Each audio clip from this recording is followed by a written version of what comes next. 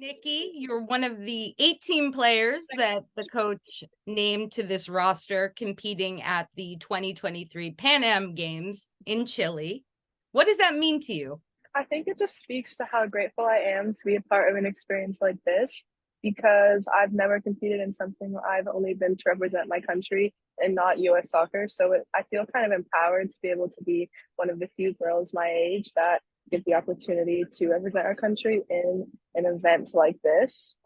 So I once again was super grateful and really excited to be a part of something like this. You guys are one of the younger squads. You're playing against some teams that are made up of their senior national team. What has that been like?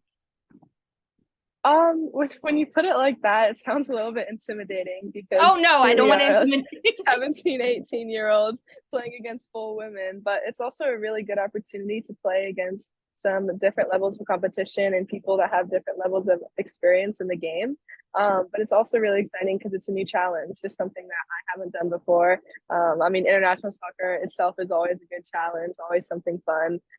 So just to play against full women is something that most of us won't get to do for a long time. So it's just like a sneak peek at hopefully what's to come next. And don't let that be intimidating because you've already beaten two countries playing against senior national team players. And Nicki, you're one of 7 players on your team right now that also competed at the 2022 U-17's Women's World Cup in India. How did that experience help you prepare for where you are now? I think it just fostered a bit more confidence in like my abilities as a person, also in the experience of being a part of international soccer. Because before that, I had not really represented my country in a tournament that meant as much as playing in like a Youth World Cup. So I think to return again to the PanAm Games, now I have the U-17 World Cup under my belt and a little bit more experience in this area and having to handle the pressure of, just wanting to perfect my performance and serve my team well. So I think it was a great experience for preparing me for what's to come ahead. And now I feel a bit more comfortable in an environment where maybe without the U-17 World Cup, I wouldn't have felt this way before. And for those who haven't been following, you guys have won your first 2 group stage games. Let's start with Bolivia, 8-0. So you were a part of a clean sheet and actually helped spur on the first goal for your team. And I know that, you do have a little tendency to love contributing to the attack. Obviously defense first, but your responsibilities there are the priority. But how satisfying to spur on the team in that way to get the opening goal? It was just a great feeling to know that like I directly did something to help our team to, start off on a good foot, and that when I see something that I do actually materialize into something as good as a goal, it feels great inside knowing that like I have helped the team and I have done something to like better our position, and that sometimes you're afraid of hurting the team, so when you finally get to do something to pay it forward, it just feels great. In Costa Rica, the second country you guys faced, a slightly bigger challenge. What were some of the things that they posed for you guys, and what did you learn from that game that will help you against Argentina? I think the best thing that they did was they made it a little bit uncomfortable for us in the game, because while they didn't pose as much of a threat on goal, they didn't let us dominate the game. I feel like they did a good job of not letting us get pressure to them. So at some times I felt a little bit uncomfortable because we weren't able to really put them under duress. They were more putting us under duress. So I think that was a really good stepping stone in the teams that we're going to face in the future. That now we had Bolivia, which they might have been a little bit of a lesser opponent. They didn't pose as many threats to us. And then we had Costa Rica, who made it entirely uncomfortable for us to play the way we wanted to. So I think the fact that we were still able to overcome that challenge and pull out a win and implement some of our core principles into that game, it's just positive looking forward to Argentina, knowing that we can dominate against an opponent even when we feel uncomfortable. Good point. So Argentina, final group stage game. You beat them. You finished top of your group. What's it going to take to get the job done? I think we just got to keep doing everything that we're doing right now. We got to keep remaining focused, remaining humble. I think we just have to take every step at a time, of course, and live in the moment, but also not be afraid to look forward and realize that we still have 2 other games, and managing ourselves from this moment on, hopefully to get to the final and then to seal it out.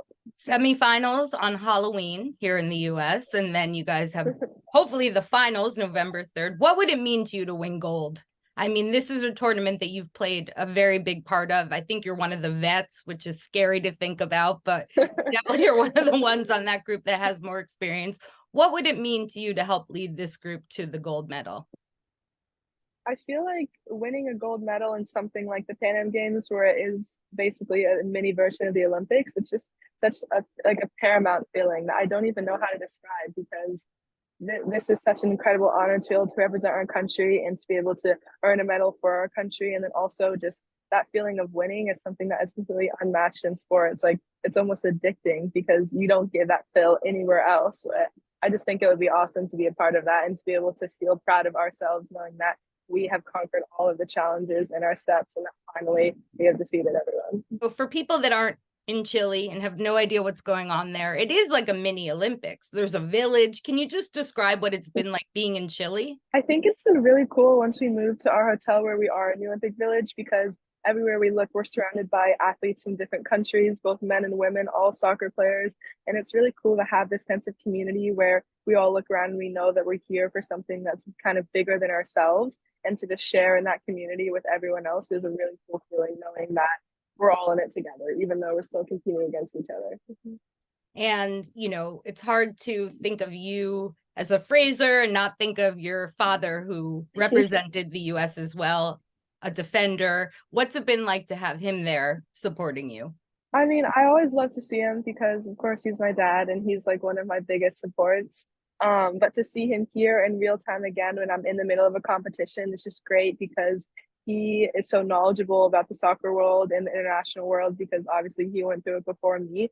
So I think to have someone with his extensive knowledge is just so helpful, because anything that I'm feeling, he probably has felt before. So he seems to have so many answers if I ever have a question. And lastly, is there any advice that you would give, because this is for women in soccer, for younger girls that are looking up to you and want to be in your position one day? Any advice on how they can get there? I would say the biggest thing, and this is probably something that's been repeated multiple times, is to just not compare yourself to other people and where other people are in their journeys, because at the end of the day, everything is going to work out exactly how it's supposed to. And I think you just have to have faith that you are on the right path. Even if there are some ups and downs, everything is going to work out as it's supposed to. And just to not compare where other people are in their journeys, because everyone's path is different. And that's okay. And you don't have to get this award or get this position or like someone else has. Just focus on yourself. And that's the most important.